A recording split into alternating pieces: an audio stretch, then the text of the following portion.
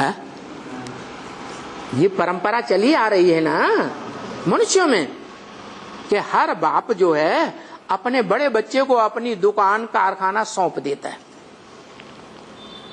तो ये परंपरा ऊंचे ते ऊंचा भगवंत जो कहा जाता है, मनुष्य आत्माओं का बाप,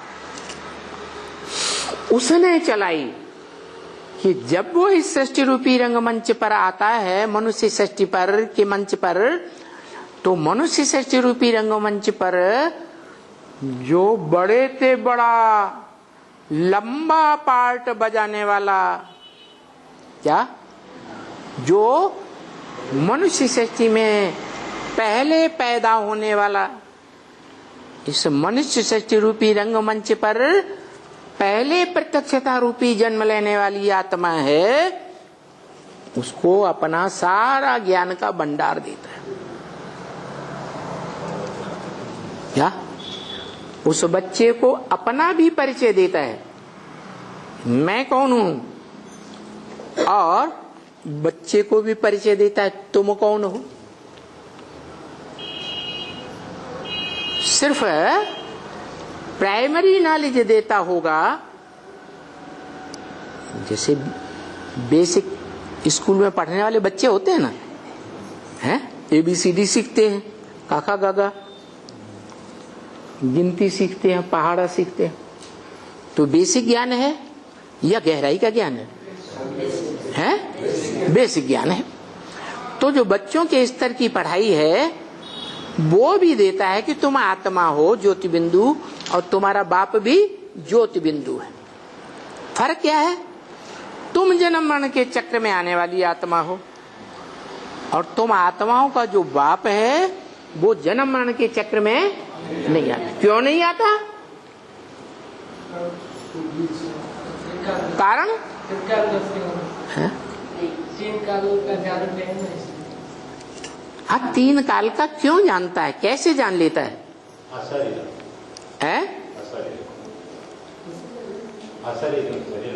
अतरी वो आत्मा का बीज वो है, वो जान लेता है तीनों कालों को। तो किस आधार पर जान लेता है?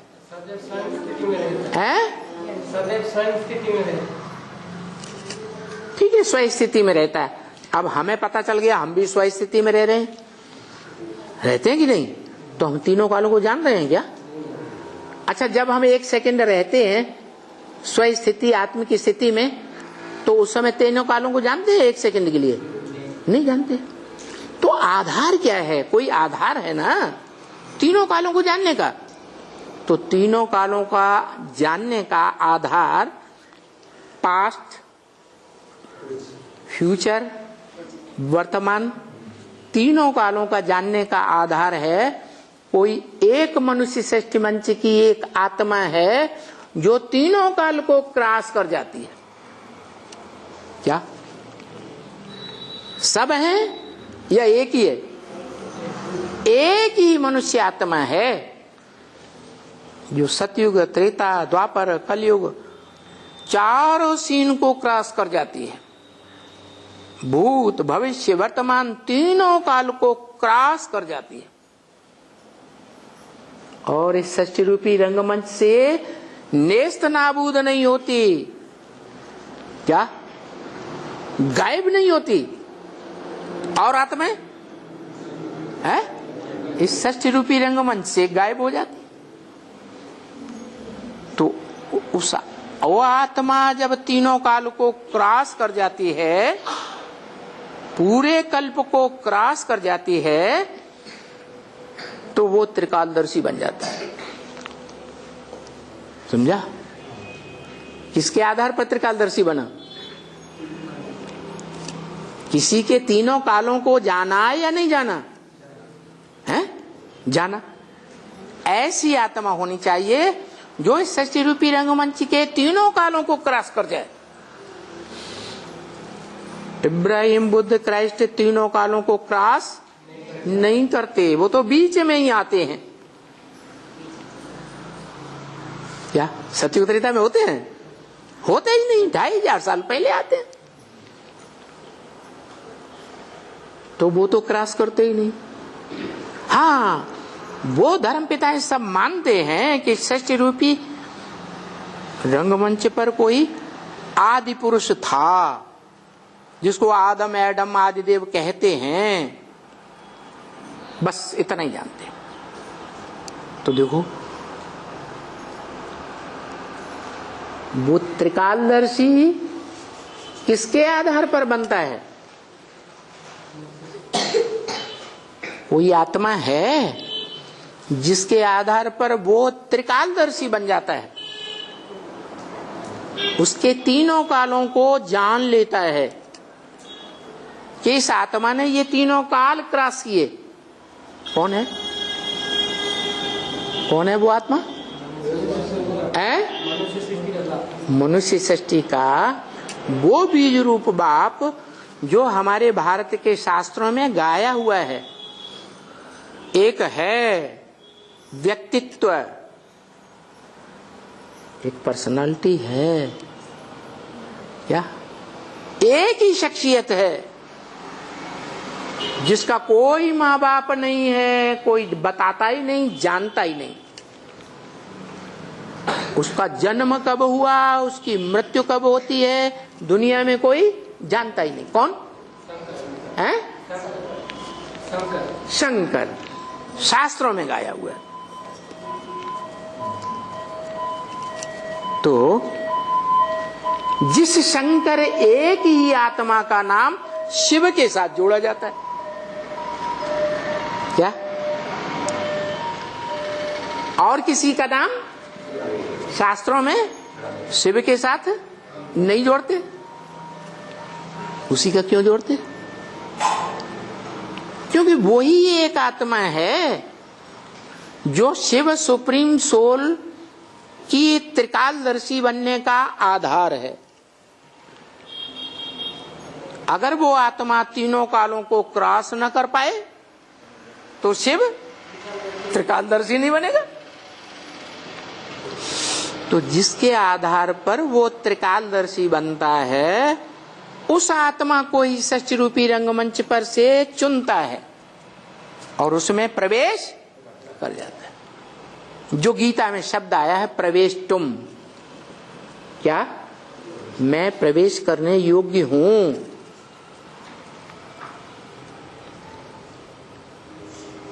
मेरा दिव्य प्रवेश होता है, दिव्य जन्म है। मनुष्य आत्माओं के समान, प्राणियों के समान गर्भ से जन्म नहीं लेता, अंडे से जन्म नहीं लेता। भूत प्रेतों के समान किसी में प्रवेश करके प्रत्यक्ष नहीं होता, जन्म नहीं लेता। क्या? इन दोनों की प्रत्यक्षता रूपी जन्म से अलग मेरा जन्म है। कैसा जन्म? दिव्य जन्म। ऐसा दिव्य जन्म है कि जब मैं प्रवेश करता हूं तो कोई को पता ही नहीं चलता मैं कब आया और कब चला गया। पूछा ब्रह्मवाक्य वाणी मुरली में, इस ब्रह्मा को पता चलता है? इस ब्रह्मा को भी पता नहीं चलता मैं कब आता हूं ब्रह्मा में और कब चला जाता हूं। हाँ, ये ब्रह्म वाक्य मुरली में बोला है कि मैं जिसमें आता हूं, क्या जिसमें आता हूं उससे काम निकालने के लिए नाम देता हूं।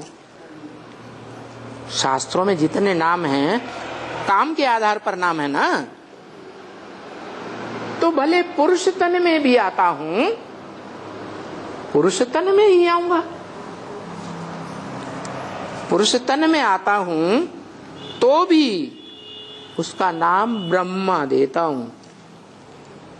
जिस किसी भी पुरुष तन में आऊंगा नाम ब्रह्मा दूंगा। तो जैसे दादा लेखराज के तन में आया, दादा लेखराज नाम नहीं दिया, क्या नाम दे दिया? ब्रह्मा नाम दे दिया। सवाल ये है कि दादा लेखराज में कब से आया? कैसे पता चला? जब ऐसा वंडरफुल, ऐसी नई नई बातें सुनाते हैं जो दुनिया में नई नई सच्ची बातें कोई ने नहीं सुनाई, तो एहसास हो जाता है कि हाँ, भगवान ये बातें सुनाता है। ये देहधारी इन बातों को नहीं जानता, ये तो अपने साक्षात्कारों का भी रहस्य को नहीं जानते थे। तो विश्वास होता है कि हाँ, इसमें भगवान ने प्रवेश किया। तो सिद्ध होता है कि पता तब चलता है जब मुरली चलाते हैं। क्या? जब ज्ञानी की बांसुरी बजाते हैं तो पता चलता है कि इनमें बाप भगवान है।